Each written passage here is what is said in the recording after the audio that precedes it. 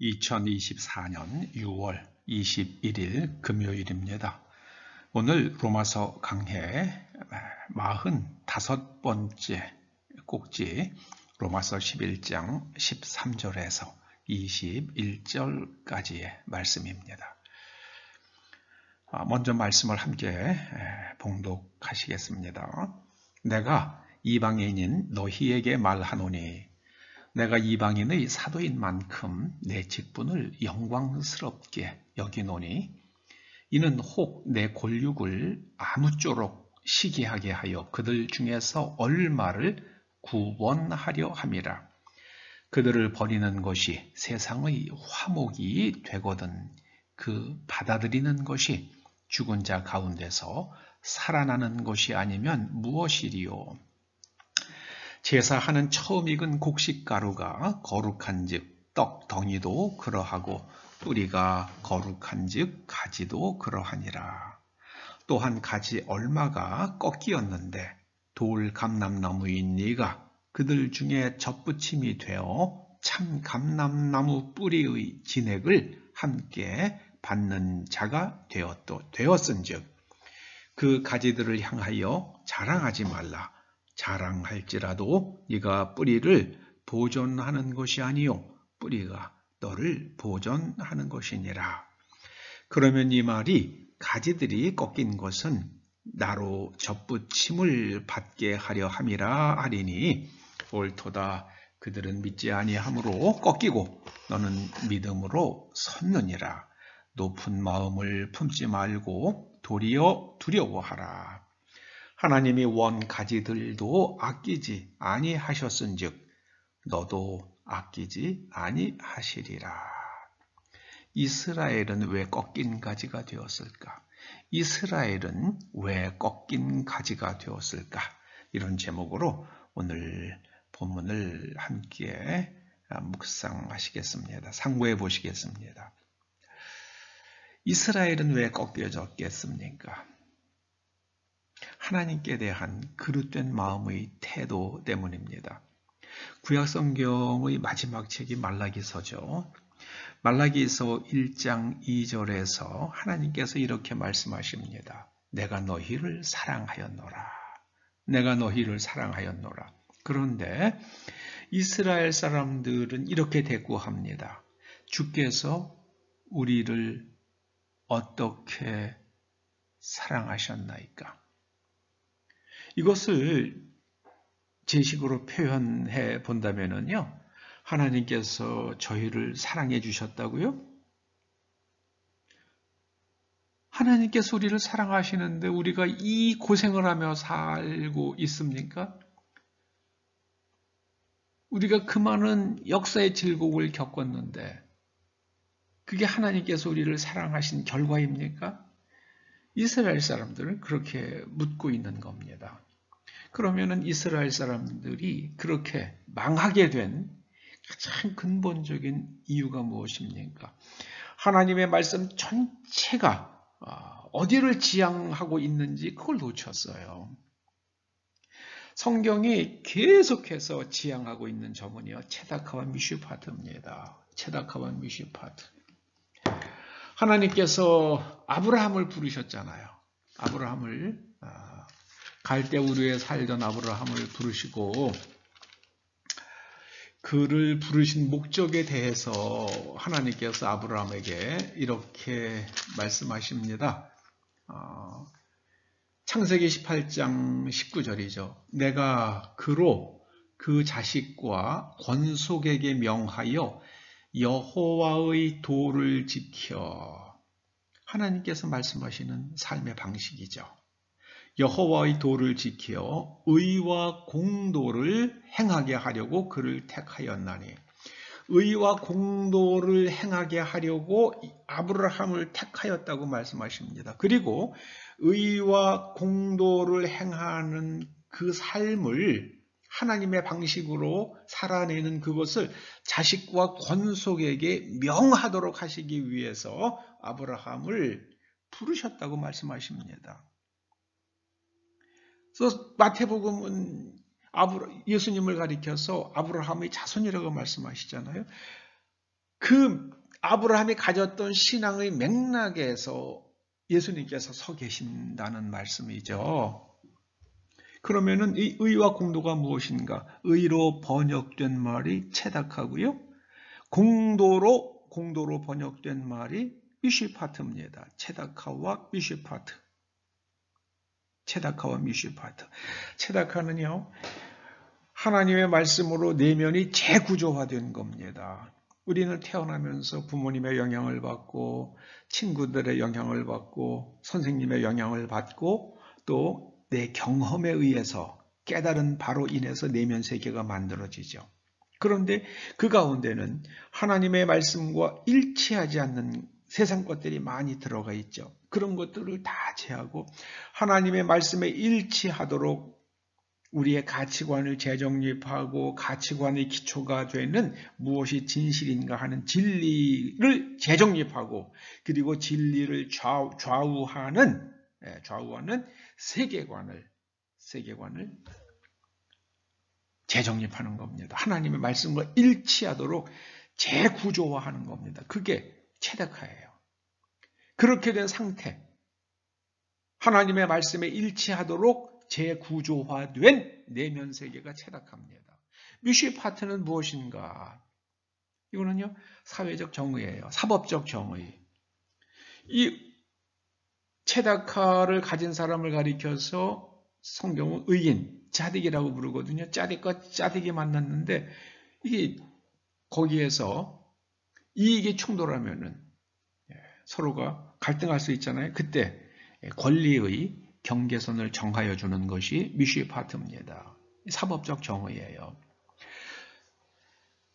이 사법적 정의, 그 경계선을 정하는 사람들이 가장 하나님으로부터 큰 권위를 부여받습니다. 시편에서 그렇게 말씀하잖아요. 81편인가 80편인가 시편 80편인가요? 그들을 그 재판관들을 신이라고 부르십니다. 신적 권위를 부여하세요. 근데 우리나라 지금 사법부가 이거 완전히 뭐 헛발질도 이건 완전히 정신이 나갔어요. 제가 볼 때는 제가 판결하는 게 낫다고 생각하는 정도입니다. 이스라엘 사람들이 이 체다크와 미슈파트를 상실하게 된 이유가 무엇입니까? 민족주의와 율법주의 때문입니다. 민족주의와 율법주의. 우리는 아브라함의 자손으로 태어났기 때문에 무조건 죽으면 그냥 좋은 세상 간다. 그게 민족주의예요. 그리고 율법주의는 뭡니까? 그 율법만 만족시키면 우리는 아무 하자 없다는 거예요. 속을 묻질 않아요. 내면 구조를 묻질 않아요. 예를 들어봅니다. 안식일에 일하지 말라고 그러셨으니까 그러면 일이 무엇인지를 정의해야 될 거 아니에요. 그래서 유대인들이 예수님 시대에 정의한 것은요. 무화과 2개를 옮기는 것은 일이 아니다. 근데 3개를 동시에 옮기면 일이에요. 그러니까 율법을 어긴 게 되죠. 안식일을 범한 게 됩니다. 그런데 2개 옮기고 또 2개, 마른 무화과예요. 2개 옮기고 2개 옮기고 2개 옮기고. 일이 아니고 아니니까 그렇게 해가지고 한 자루를 옮겨도 일이 아니죠. 안식일을 잘 지킨 게 되는 겁니다. 그런데 마른 무화과 3개를 동시에 옮기면 이거는 율법을 어기고 안식일을 범한 게 되는 겁니다. 그게 율법주의예요. 그게 율법주의입니다. 이 주의란 말은 어디에 가다 붙여도 문제가 돼요. 여러분, 이 주의자가 붙는 그런 걸 보시면은 일단 경계하시기 바랍니다. 주의자가 붙으면. 자본주의. 자본이 중요하죠. 그러나 자본이 다가 아니죠. 주의라는 것은 그게 다라는 거예요. 그게 가장 중요하다는 거예요. 자본이 최고라는 거예요. 자본된 사람도 중요하죠. 그러나 아이디어를 낸 사람도 중요하고 거기에 노동자도 중요하고 그 다음에 그 물건을 사는 소비자도 중요하죠. 왜 자본가만 중요합니까? 그 자본주의가 되면 이제 주의자가 붙으면 그렇게 되는 겁니다. 그래서 이즘이 붙이면 경계하시기 바랍니다. 민족을 사랑해야죠. 민족에 대한 긍지를 가져야 되고요. 그런데 민족주의가 붙으면은요, 다른 민족은 소용이 없으니까 난 죽이잖아요. 히틀러가 그랬잖아요. 600만 명을 죽였어요. 유대인만 600만 명 죽였습니까? 그때 집시도 한 300만 명 죽어나갔대요. 예. 우리 독일 게르만 민족만 우수해. 그 히틀러는 피가 완전히 뭐 게르만족 피만 있습니까? 제가 알기로는 그 사람도 어딘가에 유대인의 피가 섞였던 것으로 알고 있습니다. 이 민족주의가 붙으면은요 아주 위험합니다. 이게 한국으로 오면 어떻게 됩니까? 이게 동네주의가 되죠. 지방주의. 아이고 우리 동네 사람은 무조건 찍어. 우리 동네 사람들이 모여있는 정당이면 다 좋은 거야. 이렇게 되잖아요. 이게 민족주의. 아주 이스라엘 사람들은 민족주의에 빠졌고요. 율법주의에 함몰되었기 때문에 하나님으로부터 잘려져 나갑니다. 그러므로 이제 복음을 받아들이고요. 믿어서 복음을 듣고 믿어서 하나님께 접붙임된 하나님께 연결된 사람들이요. 그 사람들의 운명은 어떨 것인가? 오늘 21절에 말씀하시잖아요. 하나님이 원가지들도 아끼지 아니하셨는데 이방인 너희들도 제대로 믿지 못하면 아끼지 아니하신다. 이렇게 말씀하시잖아요. 그런데 우리는 어떻게 가르칩니까? 교회에서 한 번 해병이면 영원히 해병이다. 그게 교회에 들어왔어요. 한 번 주여 믿습니다 해서 구원받았으면 그 영원히 무너지지 않는다. 여기 꺾여 나간다고 말씀하시잖아요. 꺾여져 나간다고. 잘 생각해야 됩니다. 여러분, 신앙은요, 내면 구조를 말씀에 일치하도록 계속 재구조화 해 나가는, 재구조화 해 나가는 긴 여정입니다. 그냥 주여 믿습니다. 그 말 한마디로 모든 게 다 해결된다는 것은요, 그게 바로 사람들을 실족하게 하는 거라고 저는 생각합니다.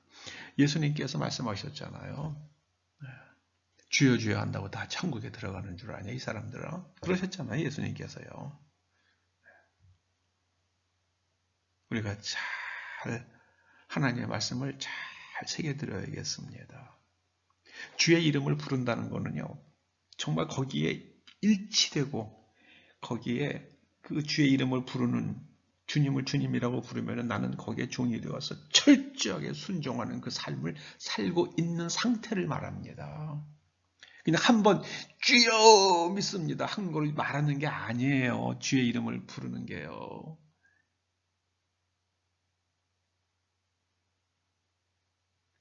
이스라엘이 꺾인 가지가 된 것을 깊이 생각하고요. 우리가 같은 운명을 겪지 않도록 복음을 전체로 보고요. 성경을 전체로 보고요. 사도 베드로를 통해서 하나님께서 말씀하신 게 그거잖아요. 믿음의 결국, 믿음의 궁극적 지향점이 무엇인 줄 아느냐? 그게 영혼의 구원이다. 영혼이 뭡니까? 영혼으로 번역된 게요. 그 푸시케예요. 푸시케. 정신입니다. 정신이 올바로지는 것이다. 내면의 재구조가 되는 거예요. 하나님의 말씀에 일치하도록요. 민족주의 정말 위험하죠. 우리나라에서 민족주의가 최고의 가치라고 말하면서 대통령의 직무를 시작한 사람이 김영삼 전 대통령이죠. 민족보다 우선하는 것은 없다. 그건 누가 연설문 써주었는지요. 저는 그 사람 아주 참 사악하다고 생각해요. 그럼 김영삼이 제일 먼저 햇빛 정책 얘기했죠. 그걸 계승해가지고 또 DJ가 하고요. 민족주의는 아닙니다. 민족 사랑입니다. 민족 집착도 아니에요. 깊이 생각하십시다. 이스라엘 사람들은 그 생각하지 않다가요. 꺾여져 나갔습니다. 기도하시죠. 아버지 하나님, 저희가 복음을 받았사오니 저희가 꺾여져 나가지 않도록 우리 내면은 늘 살피며 우리 삶 속에서 하나님의 뜻이 이루어지도록 철저히 깨어있는 사람들 되게 하여 주시옵소서. 예수님의 이름으로 기도드립니다. 아멘.